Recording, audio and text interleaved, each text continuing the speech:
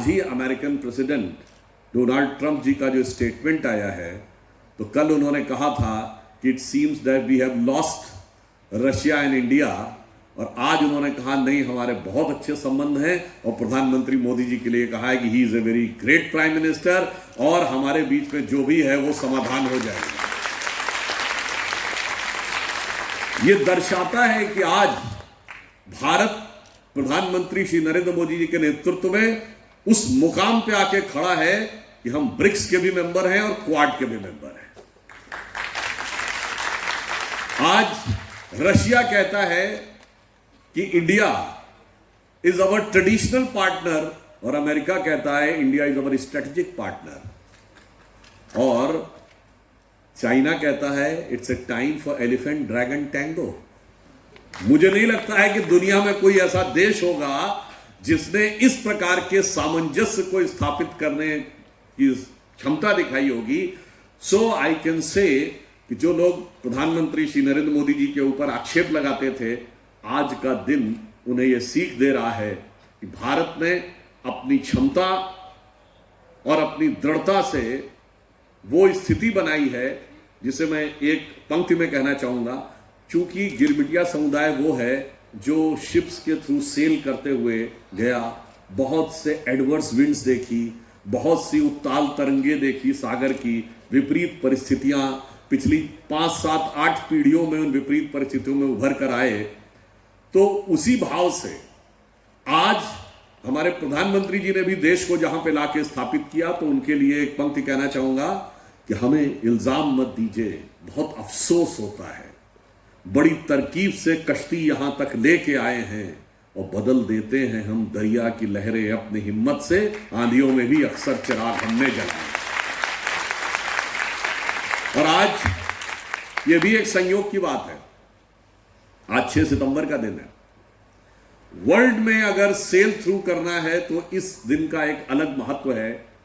आज ही के दिन 6 सितंबर को क्रिस्टोफर कोलंबस ने कैनरी आइलैंड से भारत की खोज करने के लिए यात्रा शुरू की थी, 6 सितंबर 1492, और वो संयोग से पहुंच गया था अमेरिका, और इसीलिए आज तक उस इलाके को वेस्ट इंडीज कहा जाता है, और अमेरिका के मूल निवासियों को आज तक रेड इंडियन कहा जाता है।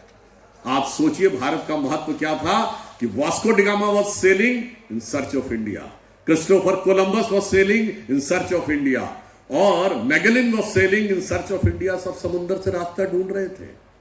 काहे भाई, इंडिया में ऐसा क्या था?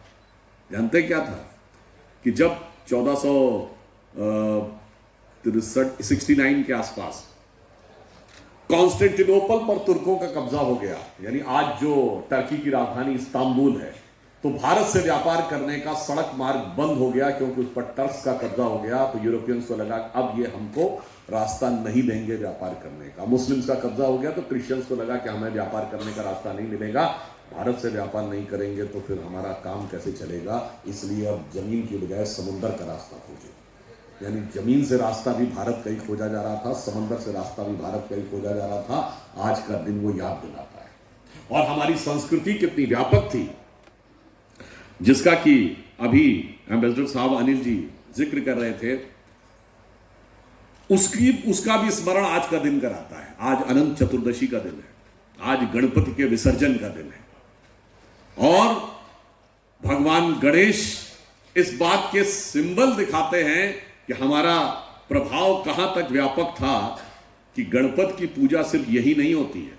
आपने देखा होगा अभी 1 हफ्ता पहले चाइना की एम्बेसी ने, एम्बेसडर ने क्या ट्वीट किया, उसने चाइना की गुफाओं में भगवान गणेश की जो प्रतिमा है उसको मेंशन करते हुए कहा कि टांग डायनेस्टी में मगाओ केव्स में 7th सेंचुरी की गणपति की यह प्रतिमा बताती है कि भारत और चीन के संबंध कितने मधुर थे। मैं विनम्रता से पूछना चाहता हूं, चीन का कोई ऐसा प्रभाव है हमारे यहां? नहीं, हमारा प्रभाव है वहां पर। जापान में ओसाका में गणेश जी का मंदिर है, क्योंकि वहां उन देवता को काकेतिन कहते हैं।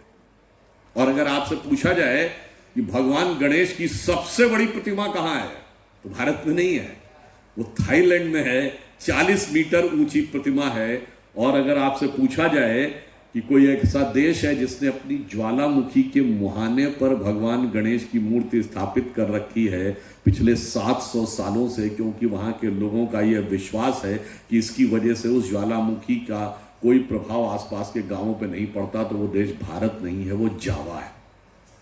और अगर आप वेस्ट में देखें तो अभी जाके चेक करिएगा, एस्टेक सिविलाइजेशन में मैक्सिको में एक एलिफेंट गॉड का चित्र है, और आप देखेंगे बैठे हुए हैं जैसे मनुष्य का शरीर है और हाथी का स्वरूप है।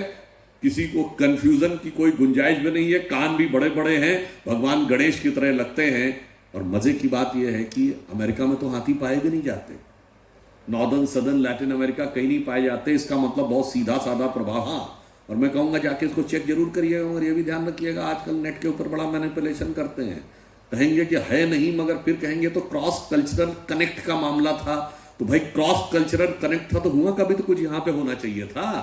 वहां का तो यहां कोई बताइए, कोई मैक्सिकन गॉड, एस्टेक गॉड, माया का गॉड, इंका का गॉड यहां पूजा जाता नहीं, हमारे ही वहां दिखते हैं। इसलिए क्रॉस कल्चरल नहीं था, यूनिक कल्चरल था। और हम यहां से निकलकर विश्व में एक सकारात्मक सद्भावना का संदेश दिया था। इसलिए आज गिरमिटिया कम्युनिटी ने जो संदेश दिया है वो भारत के मूल भाव के अनुरूप है। आज जब हम 21st सेंचुरी में हैं और यह अमृत काल है जो प्रधानमंत्री जी ने कहा है, उसमें भारत को लेकर हमें अपने विचार को भी बदलने की जरूरत है। हमारे विचार आज तक क्या पढ़ाया गया आजादी के बाद कि हम क्या थे? सरजमीन हिंद पर अक़वाम आलम के फिराक, काफिले बसते गए हिंदोस्तां बनता गया। हमको सराय थे, डेरे थे, आते गए हिंदोस्तां बनता गया ना। हमारा इतिहास ये नहीं था। हम वो हैं हिमालय के आंगन में प्रथम, उसे किरणों का दे उपहार, उषा ने हंस अभिनंदन किया और पहनाया हीरक हार। जगे हम लगे जगाने विश्व, लोक में फिर फैला आलोक, व्योम तम पुंज हुआ तब नष्ट, निखिल संस्कृति हो उठी अशोक। यहां से ज्ञान। और आगे उन्होंने कहा जो आपके समुदाय पर बहुत फिट बैठता है, विमल वाणी ने वीणा ली, कमल कोमल कर में सप्रीत, सप्त स्वर सप्त सिंधु में जगे, छिड़ा तब मधुर साम संगीत। संपूर्ण विश्व को एक सकारात्मक दृष्टि दी। और आप कहेंगे भाई दी तब दी तो दी, आज क्या हो रहा है? अब मैं बताना चाहता हूं, आज आप देख लीजिए। आज हम विश्व में जिस मुकाम पे आके बैठे हैं, आज अमेरिका को भी हमारी जरूरत है, चाइना को भी हमारी जरूरत है, रशिया को भी हमारी जरूरत है। उसका एक कारण क्या है? उसका कारण यह है कि भारत के अंदर दो चीजें दिखाई पड़ रही। एक, we are the biggest nation but we are the youngest nation. दूसरा, हमने पूरी विश्व में यह दिखाया है कि इंडियन कम्युनिटी और द इंडियन ओरिजिन कम्युनिटी पूरी दुनिया में सबसे कंस्ट्रक्टिव, कोऑपरेटिव और उस देश की लॉ अबाइडिंग कम्युनिटी के रूप में स्थापित हुई है। और इसलिए हम जहां जहां पे गए हैं, भारतीयों ने एक सकारात्मक दृष्टि से अपना प्रभाव दुनिया के ऊपर छोड़ने में सफलता हासिल की। और आज विश्व में जो बदलाव आ रहा है, the new world order which is emerging, we should try to understand that where India is going to be in the coming years. I just give you one data for US and one data for China. Then you will be able to understand where they are going to and we are going to be there. We are the fourth largest economy. ये तो सिर्फ एक portion है। उससे बड़ी बात यह है कि अमेरिका को अगर आप देखें तो अमेरिका में एक बहुत सिग्निफिकेंट सोशल सिक्योरिटी सिस्टम है। सोशल सिक्योरिटी सिस्टम क्या है कि साहब, अब ये एक प्रकार का अल्ट्रा इंडिविजुअलिज्म है कि मां बाप, बेटा बेटी, भाई बहन, कोई एक दूसरे की जिम्मेदारी में सरकार बियर करेगी। जितना लड़ाई लड़नी हो लड़ो, इंडिविजुअल रहो, और उसके बाद सरकार तुमको सोशल सिक्योरिटी देगी। 2024 became the first year in which the social security dependent population has become 50%. Now there is a challenge in future because the overall population is aging. So in the coming decades, the dependent population of social security will not rise linearly, it will rise exponentially. So by one estimate, after 20-25 years, America's social security liability will be around 60 to 62 trillion dollars, which is twice the GDP of America today. This is becoming a very serious challenge in the years to come. Another problem with them is, you know what is the population of US? It is 33 crores. And you know what is the number of guns in US? 39 crores. 120% guns. So this ultra Indo जाओ, mobile की तरह gun खरीद लो, car की तरह gun खरीद लो. मैं तो वहां पे तो ये ना अल्ट्रा इंडिविजुअलिज्म है. मैं चाहे ये करूं, मैं चाहे वो करूं, मेरी मर्जी. तो सबको लगता वही बहुत बढ़िया है, मगर आप सोचिए अगर वो मर्जी खतरे की घंटी दिखा रही है, जो जाके गोलियां चलनी शुरू हो रही हैं कॉलेजों में, यूनिवर्सिटीज में, सब कुछ तो है तुम्हारे पास.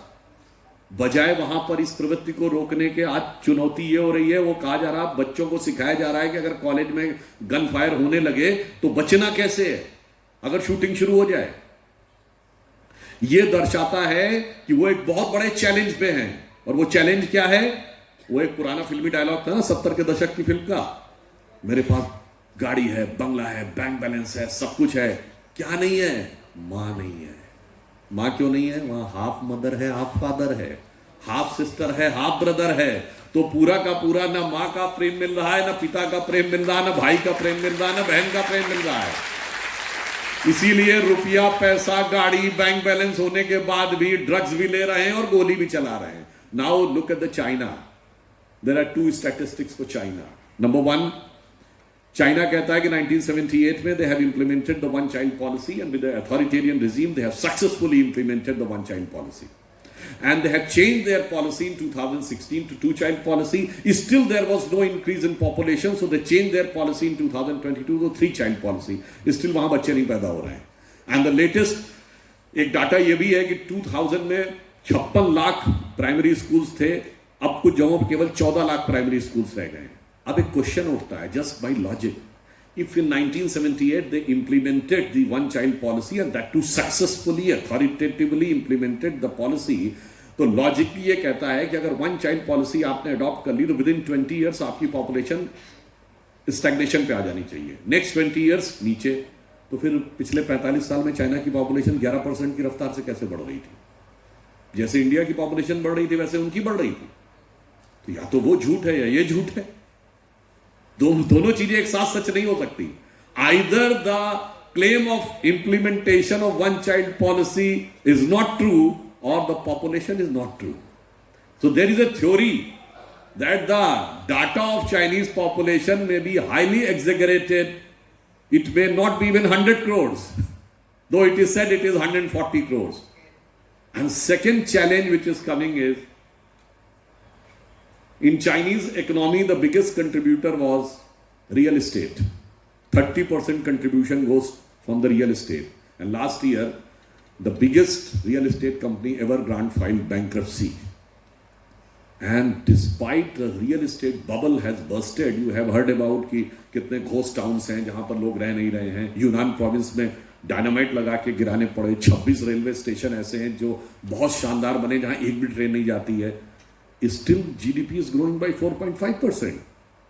तो कुछ तो है जो इन दोनों देशों में आने वाले समय में ये दिखाने वाला है कि उनके लिए एक ना एक चैलेंजिंग सिचुएशन दिख रही है. I am just putting the data in abstract form.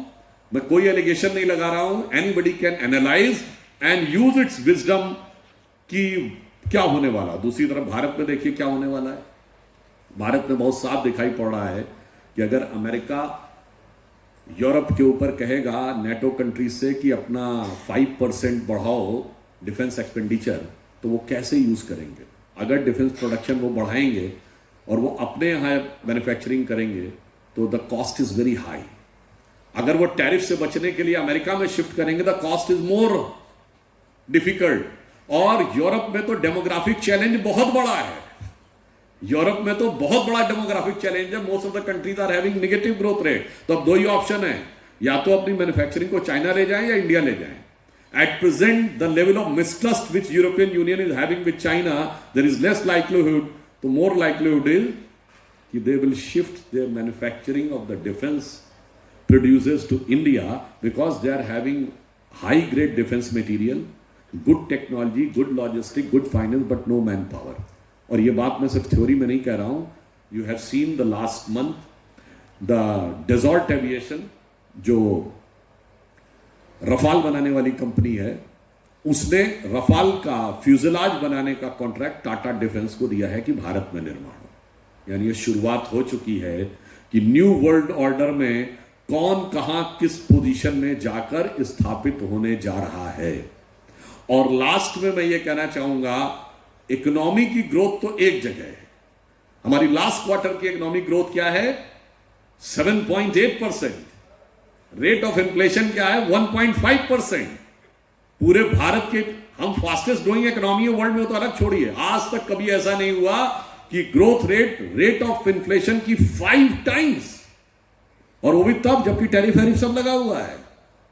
इसके बाद भारत का जो युवा वर्ग है, भारत की जो जनता है, और भारत की जो प्राचीन जीवनी शक्ति है, जिसकी वजह से we are not just the biggest nation, we are not just the youngest nation, we are the oldest living civilization of the ancient world. वो एक नए स्वरूप में उभर कर सामने आ रही है, और जिसका अभी उल्लेख किया गया कि श्री अरविंदो ने कहा था, तो मैं एक और बात बताऊं, 19th सेंचुरी के 3rd क्वार्टर में जब गिरिमिटिया कम्युनिटी को ले जाना शुरू किया गया, और 19th सेंचुरी के 2nd क्वार्टर से फिर 3rd क्वार्टर में वो चीज और आगे आई, उसी दौर के लिए श्री अरविंदो ने घोषणा की थी। वो दौर भारत का सबसे बुरा दौर था। उन्होंने कहा था, India is passing through a great transition of 175 years, in which from its lowest point after completion of 175 years India will start rising towards its peak. और वो 175 ईयर्स का उन्होंने बिगिनिंग माना था from the birth of Shri Ramakrishna Paramhans. Sri Ramakrishna Paramhans was born in 1836 and 175 completed in 2011. अब 2012 के बाद कुछ तो दिखा है ना भारत में, बदलाव का एक दौर दिखा है ना। तो अगर हमारे संत महात्माओं ने कुछ देखकर कहा था, तो वो बदलाव आज हमें स्पष्ट रूप से दिखाई भी पड़ रहा है। तो सबसे इंपॉर्टेंट बात यह है, और वो बदलाव कैसा सकारात्मक दिख रहा है। आज हम 4th बिगेस्ट इकोनॉमी है, 3rd बिगेस्ट ऑटोमोबाइल मैन्युफैक्चरर है, 4th बिगेस्ट स्टॉक एक्सचेंज है, मोबाइल मैन्युफैक्चरिंग में we are the 2nd biggest mobile manufacturer. और वो कंट्री जिसके बारे में कहा जाता था दे आर लेस लिटरेट, इनके पास तो बहुत कुछ समझ नहीं है, ये टेक्स हैवी नहीं है, we are the number 1 in digital transactions. और सिर्फ नंबर 1 नहीं है, we contribute 48% of the global transaction, which is if you put America and China together, उससे ज्यादा है। और बदलाव इतना बड़ा आया है कि आपने देखा होगा, जापान के प्राइम मिनिस्टर आए थे तो उन्होंने खान मार्केट में डिजिटल ट्रांजैक्शन से किया, और उन्होंने कहा अब हमें इसको सीखना पड़ेगा। एक दौर था ऑक्सफोर्ड में लोग सीखने जाते थे। लास्ट ईयर ऑक्सफोर्ड ने बाकायदा स्टडी की है, रिसर्च करना शुरू किया है कि मोदी जी के नेतृत्व में डिजिटल ट्रांसफॉर्मेशन कैसा हुआ है। और अब ट्रांसफॉर्मेशन ये है कि हम डिजिटल में नंबर 1 के देश हैं, वो तो अपनी जगह है ही, और चांद के अछूते कोने साउथ पोल तक पहुंचने वाले भी दुनिया के पहले देश हो गए। तो इसलिए हम ये कह सकते हैं, और इसके साथ साथ दुनिया को सबसे सकारात्मक संदेश देने वाले भी देश हैं। हम इकलौते देश हैं जिसने जब योगा डे स्टार्ट किया तो 177 countries have not become supporter, they become the को स्पॉन्सर। यूएन की हिस्ट्री में it is the only resolution in which 177 countries were the को स्पॉन्सर, इंक्लूडिंग 40 मुस्लिम कंट्रीज। 40 मुस्लिम देशों ने भी समर्थन किया था। और यह क्या दिखाता है, उन 177 देशों में जो व्यक्ति योग करता होगा और उसके शरीर और मानसिक शांति जब मिलती होगी, this is a positive subtle fine influence of India which everybody can feel sitting in any part of the world. यह है विश्व मित्र और विश्व गुरु का प्रभाव। तो lastly I would like to say, जैसा अम्बेडकर साहब has said, the rise of India is eminent. प्रधानमंत्री जी ने कहा ना, यही समय है, सही समय है, भारत का अनमोल समय है।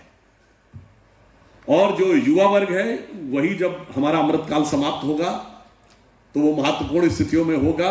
But rise of India is eminent, but India is all set to rise, not to dominate the world but to motivate the world, because we are the only country which never went for invasion.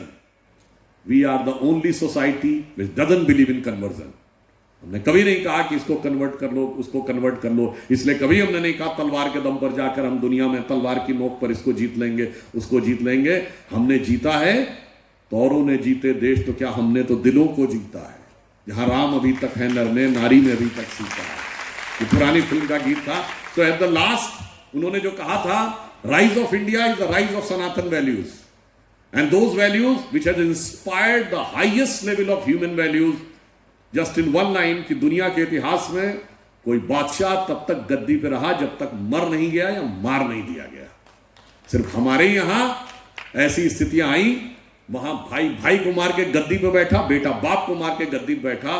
यहां भरत ने खड़ाऊ रख के शासन किया और दशरथ के कहने के ऊपर राम वो छोड़ के चले गए। तो लास्ट में मैं अटल बिहारी वाजपेयी जी की कविता की इस पंक्ति से समाप्त करता हूं। उनका भी शताब्दी वर्ष है, जो उनकी बड़ी प्रसिद्ध कविता थी, हिंदू तन मन हिंदू जीवन, रग रग हिंदू मेरा परिचय। तो इंडिया की नॉलेज, सोसाइटी, कल्चर, जिसके आप फ्लैग बेरर बन के ऑल ओवर द वर्ल्ड हैं, और इसमें किसी देश के साथ कोई कॉन्फ्लिक्ट नहीं है, उसे मैं लास्ट में कहना चाहूंगा